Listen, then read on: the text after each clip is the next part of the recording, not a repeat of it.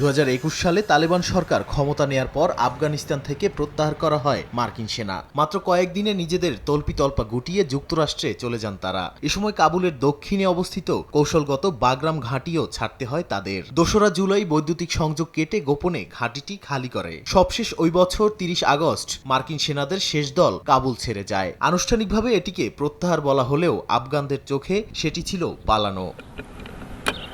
কয়েক বছর পার হওয়ার পর আবারও সেই বাগরাম বিমান ঘাঁটির নিয়ন্ত্রণ নিতে মরিয়া হয়ে উঠেছে যুক্তরাষ্ট্র। মার্কিন গণমাধ্যম CNN এর প্রতিবেদনে বলা হয়, চলতি বছরের মার্চ থেকেই বাগরাম ঘাঁটি ফিরে পেতে তোড়জোড় শুরু করেছে ট্রাম্প প্রশাসন। বৃহস্পতিবার ব্রিটিশ প্রধানমন্ত্রী কিয়ার স্টারমারের সঙ্গে যৌথ সংবাদ সম্মেলনে বিমান ঘাঁটিটি পুনরায় ফিরে পেতে চেষ্টা চলছে বলে নিজেই জানান মার্কিন প্রেসিডেন্ট ডোনাল্ড ট্রাম্প। চীন থেকে কাছাকাছি হওয়ায় কৌশলগত কারণে অনেক গুরুত্বপূর্ণ দাবি করে কোনো বিনিময় ছাড়াই তালেবানের কাছে যুক্তরাষ্ট্র এই ঘাঁটি ছেড়ে এসেছে বলেও মন্তব্য করেন তিনি।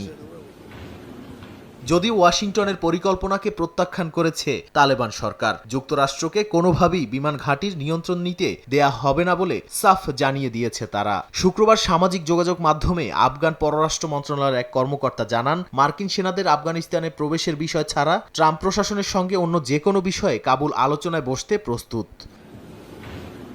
ট্রাম্পের এই পরিকল্পনাকে ভালোভাবে নিচ্ছে না চীনও। আফগানিস্তানের স্বাধীনতা, সার্বভৌমত্ব ও ভৌগোলিক অখণ্ডতাকে শ্রদ্ধা জানিয়ে দেশটির পররাষ্ট্র মন্ত্রণালয় থেকে বলা হয়, আফগানিস্তানের ভবিষ্যৎ ও নিয়তি নির্ধারণের অধিকার শুধু আফগান জনগণের হাতেই থাকা উচিত। নাদিম মারজান, সময় সংবাদ।